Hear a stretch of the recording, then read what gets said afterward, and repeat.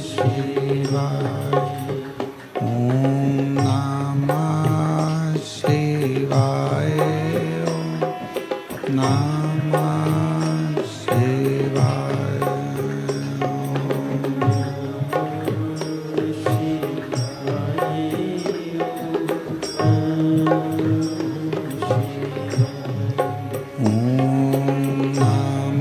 नमः शिवाय।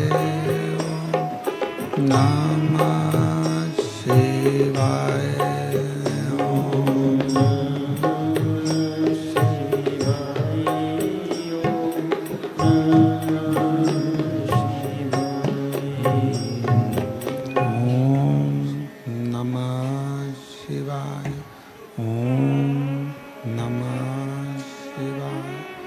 ओम नमः शिवाय। ओम नमः शिवाय। ओम नमः शिवाय। ओम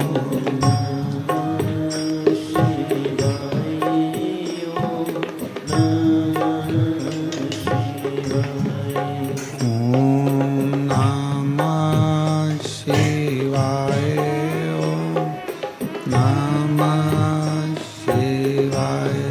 ओम नमः शिवाय।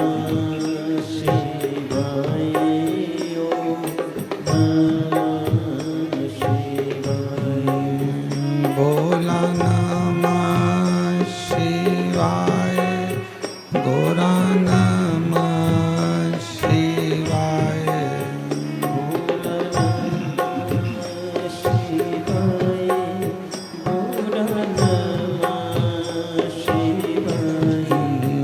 भोला नमः शिवाय। गोरा नमः शिवाय।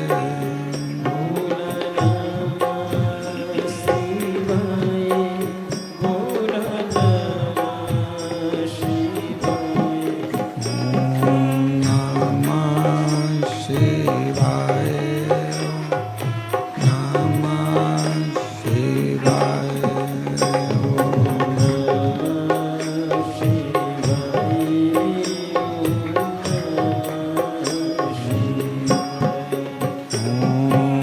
नमः शिवाय।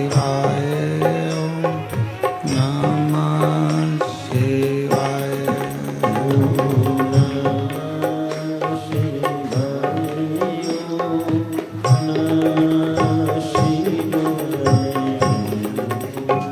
ओम नमः शिवाय।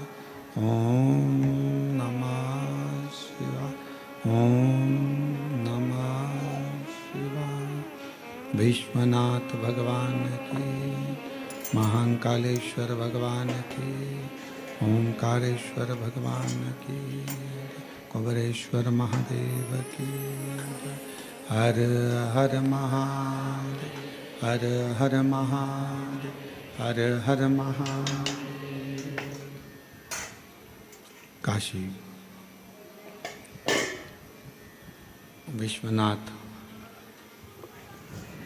ओगरदानी त्रिकालदर्शी कैलाशी विनाशी भगवान शिव, जिनकी पुनित पावन पवित्र शिव महापुराण की कथा भगवान देवाधिदेव महादेव की करुणा और उनकी उदारता से श्रावण के पवित्र महीने में भगवान शिव की ही कृपा से, उनकी उदारता से ये पवित्र पावन शिव महापुराण की कथा ऑनलाइन कोरबा छत्तीसगढ़ से श्रवण करने का सौभाग्य प्राप्त हुआ है। बड़े भाग्यशाली हैं सभी कोरबा निवासी जो इस पवित्र कथा को ऑनलाइन भी अगर सुन रहे हैं तो कोरबा नगर से ही श्रवण कर रहे हैं।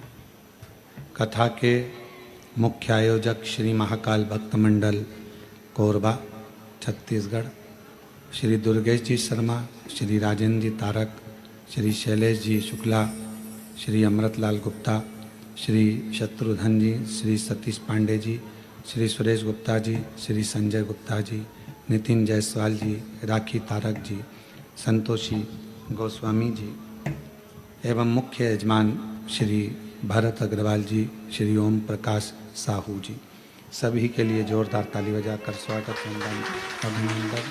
इन्होंने इस पवित्र कथा का लाभ आप और हमको दिया है। भगवान शिव की कथा से ये पवित्र शिव महापुराण की कथा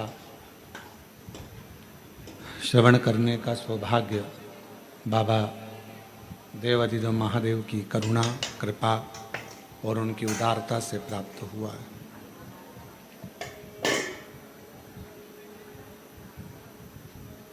शिव जी की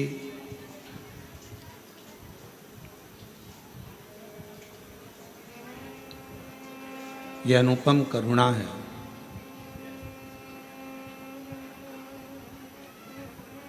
जो ये पवित्र कथा श्रावण के महीने में घर बैठे ऑनलाइन आप और हम श्रवण कर रहे हैं। एक संत, एक सती और एक भक्ति,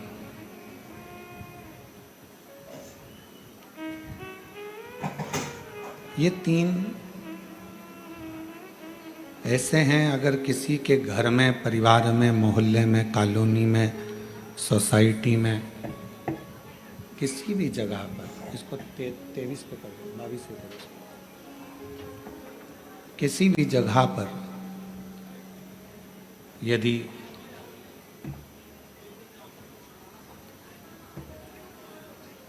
भगवान शिव की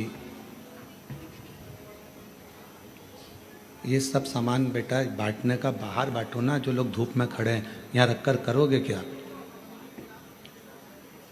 जो धूप में खड़े हैं घंटों से उनको दीजिए।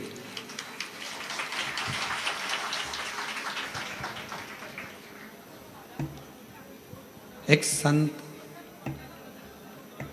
एक सती और तीसरे नंबर पर है भक्ति।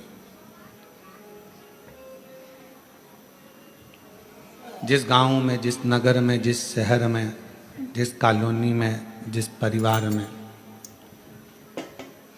संत जैसा स्वभावी कोई मनुष्य हो, पतिव्रता धर्म का पालन करने वाली कोई सती नारी हो,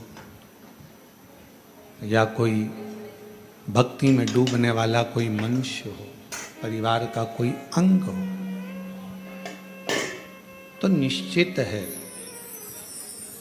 उस गांव को, उस परिवार को, उस कुल को, उस क्षेत्र को कभी कोई बर्बाद नहीं कर सकता है, क्योंकि वहाँ या तो संत विराजमान है, या सती विराजमान है, या भक्ति विराजमान है। संत का स्वभाव क्या है? आप कैसे पहचानोगे कि ये संत है, या साधु है, या सन्यासी है, या तपस्वी है, या साधक है? एक महात्मा का श्रेष्ठ लक्षण क्या है? जिसकी आत्मा नित्य प्रति भगवान के भजन में, भगवान के कीर्तन में, भगवत नाम में आत्मा नाचती रहे। ये इंद्रियां भले नाचे ना नाचे, हाथ अपने घूम रहे हैं ना घूम रहे हैं, पांव हमारे घूम रहे हैं ना घूम रहे हैं, हमारे नेत्र घूम रहे हैं ना घूम रहे हैं, हमारी जिह्वा घूम रही है ना घूम रही है, उससे मूल नहीं है। जिसकी आत्मा अंदर से नाचने लगे, आत्मा भगवान की अविरल भक्ति में झूमने लगे, आत्मा भगवान शंकर की अविरल भक्ति में रमने लगे, समझ लेना वही जगत में महात्मा है, और वही महात्मा का सबसे बड़ा लक्षण है।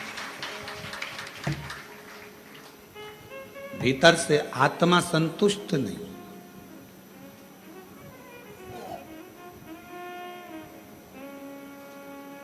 घर के दरवाजे पर लिख दिया शुभ और लाभ, और अंदर रहने वाले व्यक्ति के बुद्धि में शुभ और लाभ विचार नहीं है, तो क्या मतलब? केवल शुभ लिखने से या लाभ लिखने से फल नहीं मिलेगा, शुभ विचारों के होने से भी हमारे घर की पवित्रता रहे।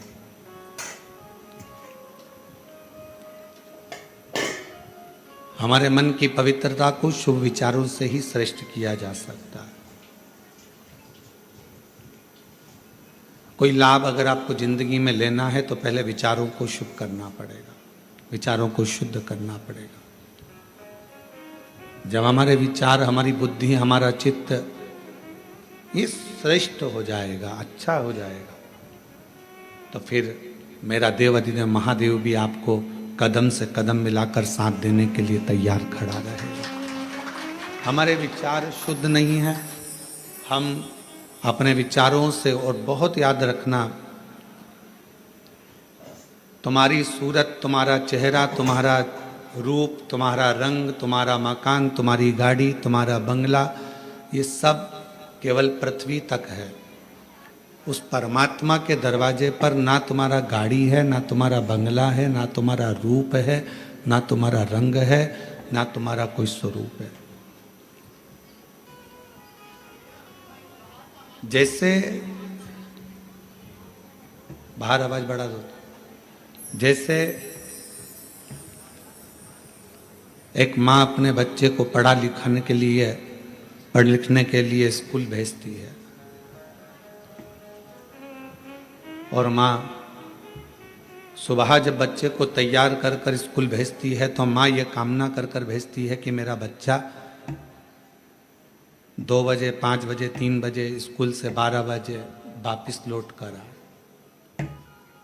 जैसा मैंने भेजा है वैसा ही मेरे बच्चा है।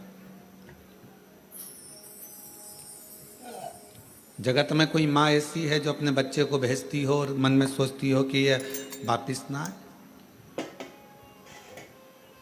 प्रत्येक माँ जगत की अपने बच्चे को स्कूल भेजती है तो ये विचार कर कर भेजती है कि मेरा बच्चा वापस लौट कर आए, और जैसा मैंने भेजा है वैसा कि वैसा ही मेरी औलाद, मेरी संतान वापस आए। अब विचार करिएगा, माता पिता अपने बच्चे को भेजते हैं कि मेरा बच्चा स्कूल से जैसा है वैसा कि वैसा ही आए, उसी तरह परमात्मा भी, मेरा बाबा भोलेनाथ भी जब जन्म देता है, और जन्म देता है तो ये विचार कर कर भेजता है कि जितना पवित्र मैंने इसको संसार में भेजा है, मरने पर ये उतना पवित्र मेरे पास होगा। जितना पवित्र मैं इसको भेज रहा हूं, निर्मल मन से, हृदय से, चित्त से, अपने निर्मल स्वभाव से।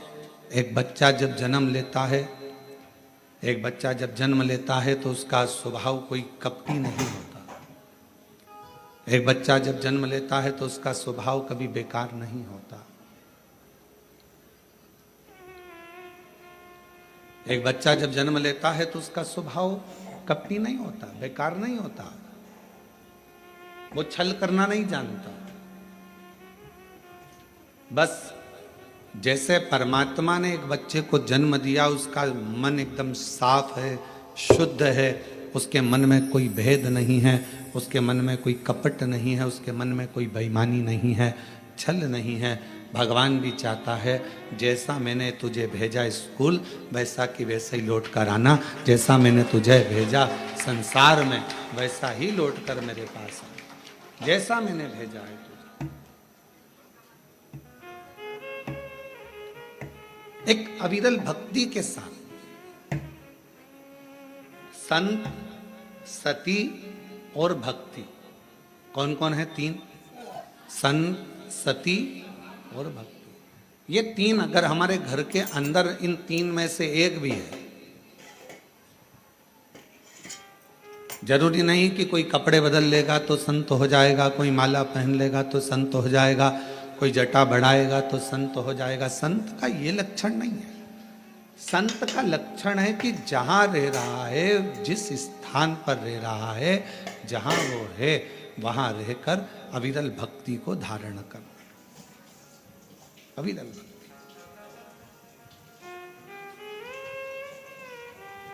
जहाँ वो निवास करे उस अविरल भक्ति को धारण करे। संत का लक्षण है संसार की बातों से, संसार की मोह माया से, संसार के सारी दुनिया के संसार के सुख से, भोग से दूर है वो सब।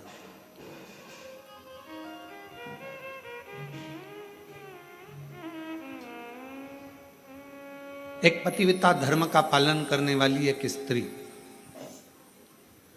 एक नारी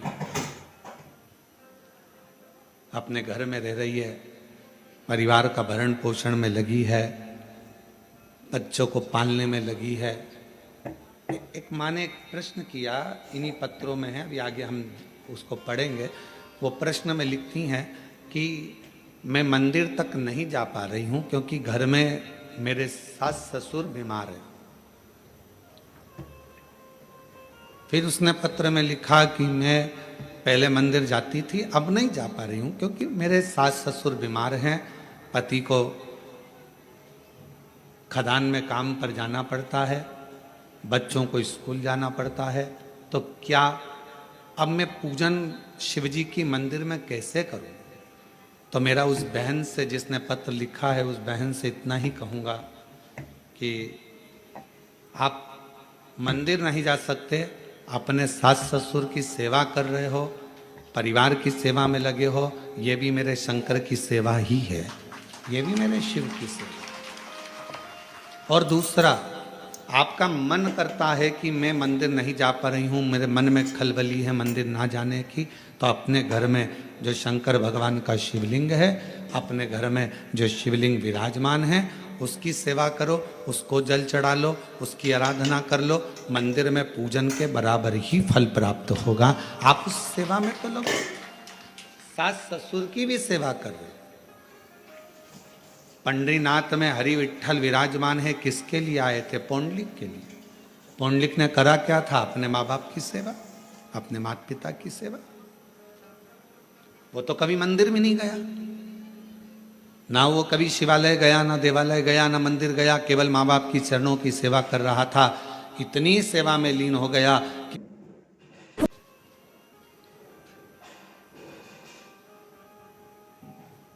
क्या करें हम। कोई कोई माता ऐसी हैं, कोई कोई भाई ऐसे हैं, कोई कोई जीजियाँ जीजा, मेरी बेटियाँ बेटा ऐसे हैं, मंदिर बहुत दूर है, जाएंगे कैसे? कैसे? तो जहां अपना घर है, घर के अंदर जो शिवालय है उसकी भी आराधना कर सकते। घर में जो मंदिर है, घर में जो भगवान विराजना है, उसकी भी आराधना करो, साधना करो। कभी भी अपने घर के बच्चे को नालायक मत समझो, कभी भी अपने घर के बच्चे को हम हमेशा लायक ही समझो। अपने घर का जो बेटा है, कई माताएं अपने बच्चे से कह देती तुझ में अकल नहीं है, तुझ में अकल नहीं है, तुझ में अकल नहीं है। कई माताएं कह देती हैं अपनी अपनी बातों में, वो देखो उसका पति बेचारा इतना कर लेता है, उसका पति वैसा कर लेता है, और तुम तो घर में पड़े रहते हो, तुम्हारे से तो कोई काम बनता नहीं है, ये जाते नहीं बनता, वो काम करते नहीं बनता। अपने घर में, अपने परिवार में ये ना देखा जाए कि कौन कमजोर है। ठीक है, कोई कोई बच्चा पढ़ने में होशियार रहता है, कोई कोई किसी कला में होशियार रहता है। मेरा भगवान किसी को कम तो नहीं रखता, भगवान सबको लेवल बराबर बनाकर रखता है।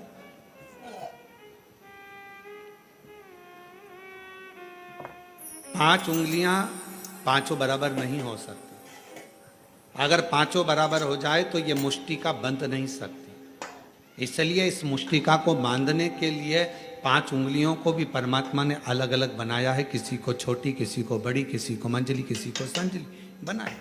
परमात्मा सबको, घर में पांच बहनें, आप भी होंगी, दो तीन बहनें तो होंगी, दो नहीं होगी, तीन होगी, तीन नहीं होगी तो एक होगी, काका बाबा की मिला लो दो चार तो बहनें होगी। सबका रहने का तरीका अलग, सबका खाने का तरीका अलग, सबका बोलने का तरीका अलग, सबका व्यवहार अलग, सबके अपने अपने तरीके, अपना अपना व्यवहार है सबका, और सब अपने अपने व्यवहार से, सब अपने अपने तरीके से रह रहा है, सब अपने व्यवहार। अब कई माताएं कहती हैं कि हमारा वो जेठानी तो कभी मंदिर नहीं जाती, भगवान शंकर से प्रार्थना करो, जेठानी नहीं जा रही है तो मत जाने दो। कोई कोई ऐसा होता है जिस पे मेरे भगवान शंकर का प्रेम बहुत होता है, वही तो जाएगा ना। कोई कहे मेरी देवरानी नहीं जाती, मत जान दो, उसकी मर्जी। आप अपना कर्म करो, आप भगवान के मंदिर जाओ, आप शिवालय जाओ, शंकर जी की आराधना करो। घर में कई कई लोग ऐसे रहते हैं, पति से कहो तुम व्रत कर लो, पति नहीं करता, तो उसका मतलब ये थोड़ी ना है कि वो धर्मात्मा नहीं है। पति मंदिर नहीं जाता तो इसका मतलब ये थोड़ी ना कि वो धर्मात्मा नहीं है। बेटे मंदिर नहीं जा रहे तो इसका मतलब ये थोड़ी ना कि बेटे धर्मात्मा नहीं है। आप मंदिर जा रही हो ना, आप मंदिर जा रही हो तो आपके पुण्य का एक अंश आपके पति के खाते में जा रहा है और आपके पुण्य का एक अंश आपके बच्चों के खाते में जा रहा है। तो फिर क्यों सोचना मेरा पति मंदिर नहीं जाता गुरुजी, मेरा पति कथा में नहीं आता गुरुजी, मेरा पति ये नहीं करता गुरुजी, मेरा पति भगवान की कथा में नहीं जाता। मत जाने दो, तुम तो जा रही हो ना। मेरी सास दिन भर घर में रहती है, वो कथा नहीं सुनती गुरुजी, टीवी चालू रहती है तो भी उसका मन नहीं लगता। मत लगने दो, तुम टीवी तो चालू कर दियो ना, तुम्हारा तो लग रहा है ना। बस अपन हम सुधरेंगे युग सुधरेगा, हम सुधरेंगे हम बदलेंगे युग बदलेगा। बदलना किसको है? अपने आप को। जब हम बदलेंगे तो युग अपने आप बदल जाएगा। आपको देखकर एक ना एक दिन तुम्हारे घर में, एक ना एक दिन, तुम महीना 2 महीना कथा तो सुनो, एक आध दिन पति भी 5-10 मिनट टीवी के सामने बैठकर कथा सुन ही लेगा। तुम बदल कर देखो, वो भी बदलेगा। आप चाहती हो कि आपका बच्चा अच्छी पढ़ाई करे, तो आपको अपना मोबाइल पढ़ाई के समय पर, बच्चों को पढ़ाते समय अपना मोबाइल कहीं दूसरी जगह रख देना है, तब बच्चों को पढ़ाना है। मालूम पड़े बच्चों को लिखने को दे दिया, हाथ में तुम मोबाइल लेकर बैठ गई, बच्चा लिख रहा है, वो बच्चा कभी नहीं पढ़ पाएगा। उसका ध्यान अपनी मम्मी के मोबाइल में और मम्मी के ऊपर रहेगा। माँ जैसा करेगी बेटा वैसा करेगा। अपने मोबाइल को उठाकर तुमने रख दिया तो बच्चे को भी समझ में आ जाएगा मेरी मम्मी पढ़ाई को बहुत ज़्यादा मायना देती है, पढ़ाई के ऊपर प्रेशर देती है, इसलिए मुझे पढ़ाते समय मोबाइल हाथ में नहीं देती, मतलब मुझे पढ़ना है। फिर बच्चा पढ़ना प्रारंभ करेगा। माताएं हाथ में मोबाइल है, बच्चे से कहती पढ़, लिख लिख, A for apple, B for ball, जल्दी लिख। लिख रहा है? हाँ मम्मी। क्या क्या लिखा? A for apple, B for ball, ठीक है, C for cat, अभी तक नहीं लिखा, बैठा है इतनी देर से। अर्थात तुम्हारे मोबाइल चलाने से तुम्हारे बच्चे पर प्रभाव पड़ा, तुम्हारा ध्यान मोबाइल में था, बच्चे का ध्यान तुम पर था, तो वो लिख नहीं पाया। जब पूरा एकाग्र चित्त लगाकर अपने बच्चे को पढ़ाओगे तो वो बच्चा अपने आप पढ़ना प्रारंभ करेगा, दिल लगाना प्रारंभ करेगा, मन लगाना प्रारंभ करेगा।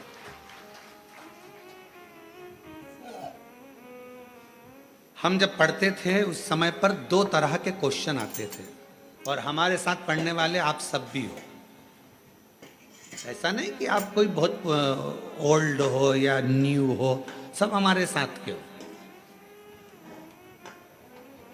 हमारी जीजी हो, हमारे जीजा हो, बहन हो, तो हमारे साथ के ही हो। हमारे समय पर 2 तरह के क्वेश्चन आते थे।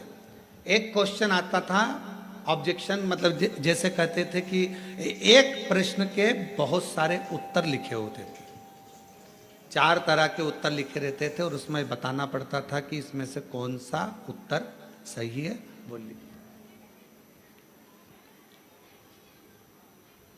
और दूसरा 10 नंबर का, 3 नंबर का, 4 नंबर का, 5 नंबर का, 15 नंबर का, और कोई कोई क्वेश्चन निबंध लगभग 20 नंबर या 19 नंबर का जाता था। अब समझदार कौन कहलाता था? जो छोटे छोटे जो क्वेश्चन है, छोटे छोटे क्वेश्चन है कि एक प्रश्न दे दिया, मटके में पानी है, गिलास है, मटका है, गगरा है, बाल्टी है, 4 ऑप्शंस दिया, उसमें से एक सिलेक्ट करना है। अब जो व्यक्ति पढ़ने में होशियार नहीं है, वो 4 में से एक छांटने में अपनी बुद्धि लगा रहा है, अपना विवेक देख रहा है कि मैं इसमें से क्या लिखूं, क्या हो सकता है। और वो कितने नंबर का? आधा नंबर का, मात्र आधा नंबर।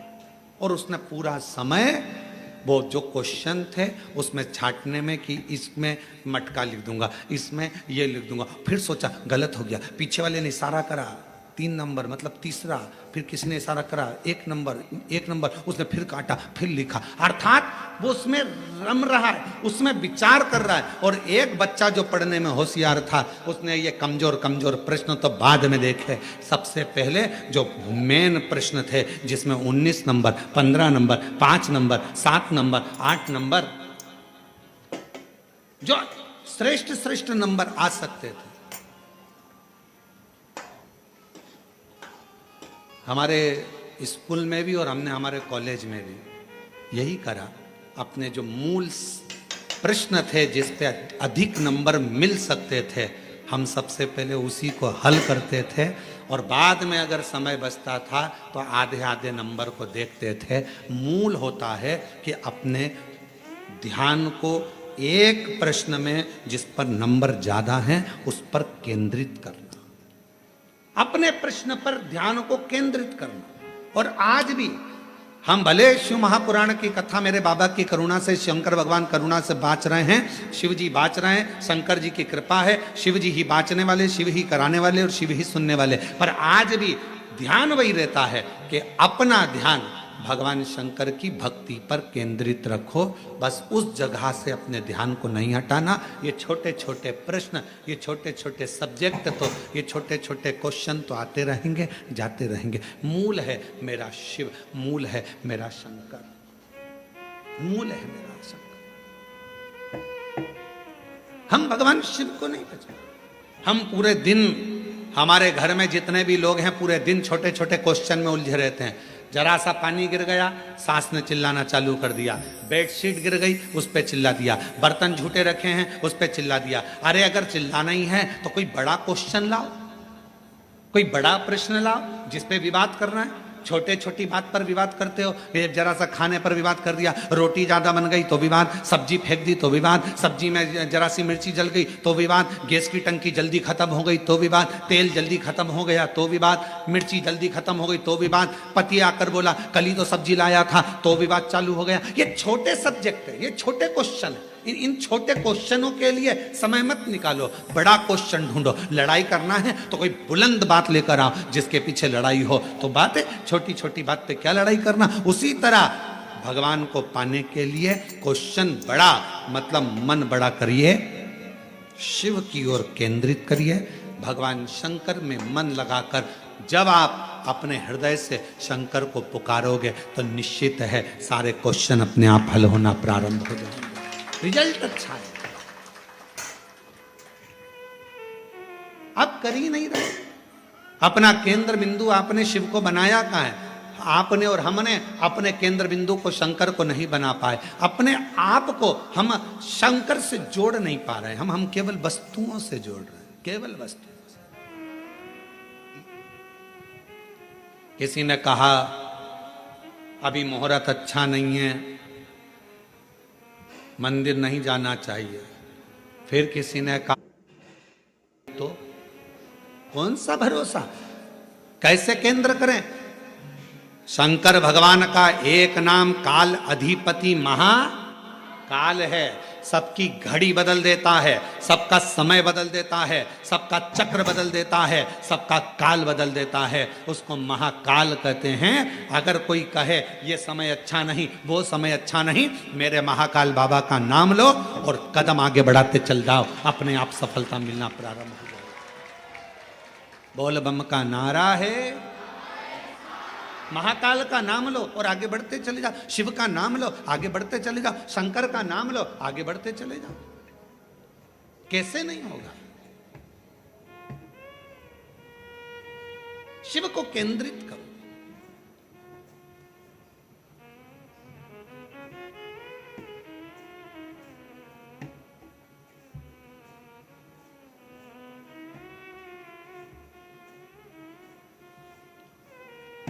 एक हमारे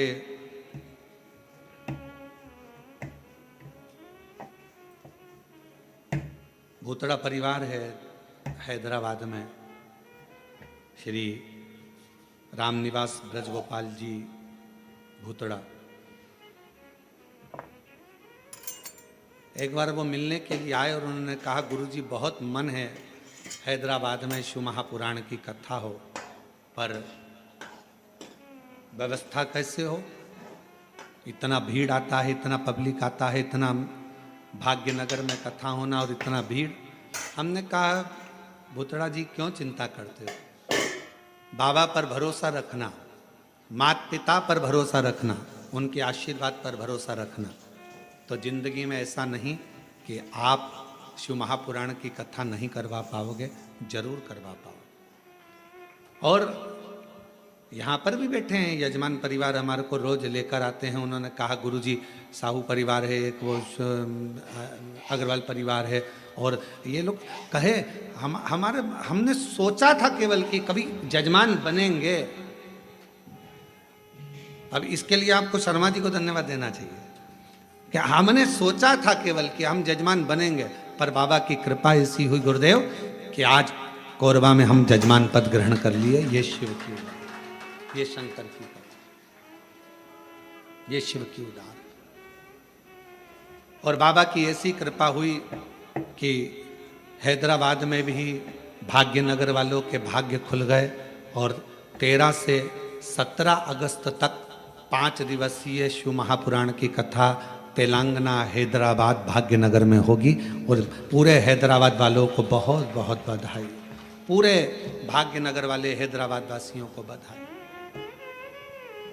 और वो कथा फाइन कैंप कंपनी वाले श्री भूतड़ा जी उस कथा का आयोजन करा रहे हैं, उसके लिए उनको साधुवाद बहुत बहुत। और संपूर्ण हैदराबाद वासियों को ये गौरव होना चाहिए कि बाबा की कथा आपके क्षेत्र में हो रही है। आगे बढ़कर सेवा, आगे बढ़कर बाबा की भक्ति करो, खूब सेवा करो, जितना बन सके उतनी सेवा करो। अगस्त में कथा मिली है 5 दिन की, 13 से 17 अगस्त तक 5 दिवसीय हैदराबाद वासियों शिव कथा। भगवान ओघड़दानी का चरित्र, आप अपना ध्यान केंद्रित करो भगवान शिव के प्रति। ये ना सोचिए कि मैं मंदिर नहीं जाती, मुझे भगवान नहीं मिलेंगे, मैं ये कर्म नहीं करती, भगवान मुझे नहीं मिलेगा। आप हृदय से निर्मल मन सो मोहि पावा, और मोहि छल छिद्र कपट ना भावा। आप हृदय से भगवान को पुकारो। और मैंने तेरे ही भरोसे बाबा, तेरे ही भरोसे हवा बिच उड़ती जावांगी, बाबा डोर हत्तो छठी नाम कटी जावांगी। भोले मैं तेरी पतंग, शंभू मैं तेरी पतंग, हवा बीच उड़ती जावांगी, बाबा डोर हत्तो छठी नाम कटी। भोले मैं बाबा से अपने हृदय की बात, अपने मन की बात शिव को समर्पित करिए। जब हम अच्छा सोचेंगे अच्छा मिलेगा, अच्छा कर्म करेंगे अच्छा प्राप्त होगा। संत, सती, और तीसरे नंबर पर भक्ति। 3 है जो हमारे घर का भी कल्याण कर रहे हैं, परिवार का भी कल्याण कर रहे हैं, हमारे मोहल्ले का भी कल्याण कर रहे हैं, हमारी कॉलोनी का भी कल्याण कर रहे हैं, हमारी सोसाइटी का भी कल्याण कर रहे हैं, और हमारे क्षेत्र का भी कल्याण कर रहे हैं। शिव महापुराण में अगर कभी पढ़ें या लिंग महापुराण का अध्ययन करें तो लिंग पुराण में एक बात मिलती है, जिस कॉलोनी, जिस गांव, जिस नगर, जिस ग्राम में शंकर भगवान का शिवलिंग, जिस सोसाइटी में, कॉलोनी में, गांव में, नगर में नहीं होता, शिव महापुराण की कथा और लिंग पुराण की कथा कहती है कि वहां का विकास होना बहुत कठिन हो जाता है। उसी तरह घर के अंदर भी अगर छोटा सा शिवलिंग है, एक छोटा सा शिवलिंग भी अगर आपके घर के अंदर है, तो वो आपको तरक्की की ओर लेकर जाएगा।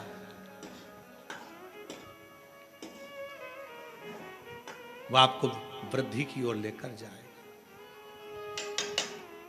बस एक मन से शिव की आराधना, मन से शिव की उपासना, मन से शंकर की भक्ति को धारण करो, मन से। और शंभु शरणे पड़ी मांगू घड़ी रे घड़ी, दुख काटो दया करी इन दर्शन आपो।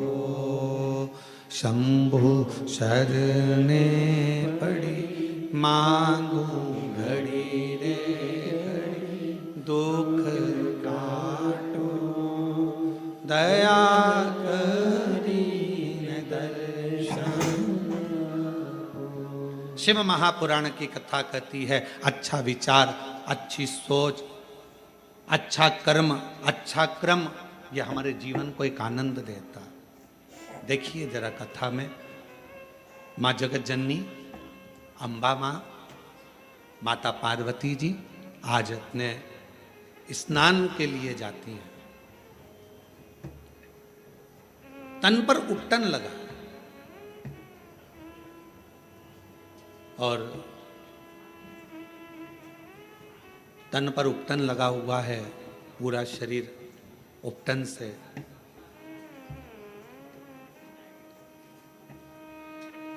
तभी माँ एक कंदरा के अंदर, एक गुफा के अंदर, माँ एक कंदरा के अंदर, गुफा के अंदर माँ जगत जननी दुर्गा भवानी माता पार्वती स्नान के लिए गई कंदरा के।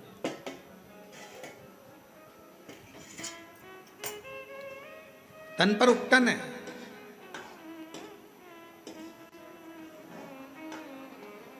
और सखियों ने उस उपटन को निकाला। उपटन निकालकर एक सुंदर सा पुतला माँ जगत जननी पार्वती जी ने बनाया। थोड़ा ध्यान देना, फिर निवेदन करेंगे। आज कथा की शिवरात्रि है, अर्चन बहुत रहेगी, पर ध्यान लगाकर कथा को सुनना। 7 दिन की कथा में सबसे मूलता का दिन छठा होता है, बहुत ध्यान दीजिए, सावधानी पूर्वक श्रवण करिए।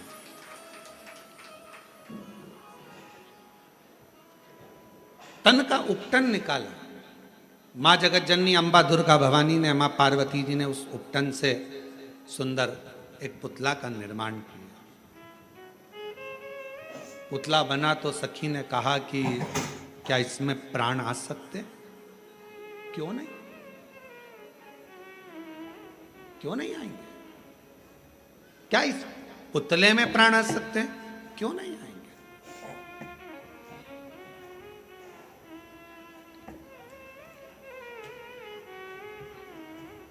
इसमें प्राण आने में दिक्कत क्या है? कई बार जो प्रश्न माता पार्वती जी के जीवन में आया, वही प्रश्न आपके जीवन में भी आता है। जितने ऑनलाइन कथा सुन रहे हैं, बड़ी सावधानी से सुनिएगा। जो प्रश्न माता पार्वती जी के सम्मुख में आया, क्या इस पुतले में प्राण आ सकते हैं? कई बार ऐसा प्रश्न आपके सामने आकर खड़ा हो जाता है। क्यों मम्मी, तुम कथा सुनती हो, शिव जी के मंदिर जाती हो, क्यों तुम भगवान की आराधना करती हो, क्या ऐसा हो सकता है? तब माता पार्वती जी के सामने प्रश्न आया, क्या इस पुतले में प्राण आ सकते हैं? पार्वती जी ने बिना सोचे समझे बिल्कुल कह दिया, हाँ प्राण आ सकते हैं। इसको कहते विश्वास, इसको कहते भरोसा। अब कोई आपसे कहे कि क्यों ये ऐसा हो सकता है क्या? क्यों मम्मी, मैं डॉक्टर बन सकता हूँ? कल एक बच्ची, हम जब मिल रहे थे सब लोगों से, तो एक बच्ची कह रही थी मुझे आईएएस ऑफिसर बनना है। मैंने कहा बेटा क्यों नहीं बन सकते? आईएएस ऑफिसर भी तो आपके बीच के हैं, क्यों नहीं बन सकते? आप मेहनत तो करो, पढ़ाई तो करो, परिश्रम तो करो। अपनी मेहनत को, अपने पढ़ाई को, अपनी परिश्रम को जब 4 तो आईएएस ऑफिसर भी बन जाओगी। उसने कहा गुरुजी बिल्कुल सही में, हाँ आप एक दिन बन जाओगी, आप मेहनत तो करो। पार्वती जी के सामने भी प्रश्न आया, क्या इस पुतले में प्राण आ सकते हैं? पार्वती जी ने बिना सोचे जो विश्वास जब पक्का होता है, भरोसा जब दृढ़ होता है, तो मुख से निकल जाता है, बिल्कुल प्राण आ सकते हैं। क्यों नहीं आए? कई माताएं अपने अपने बच्चों को लेकर आती हैं, पति को लेकर आती हैं, किसी का हाथ नहीं चलता, किसी का पाँव नहीं चलता, किसी का शरीर नहीं चलता, तो वो कई बार प्रश्न करती हैं, क्यों गुरुजी, ये मेरा बेटा बोलने तो लगेगा, ये मेरा बेटा चलने तो लगेगा? हम भी अपने पूर्ण भरोसे पर कहते हैं बिल्कुल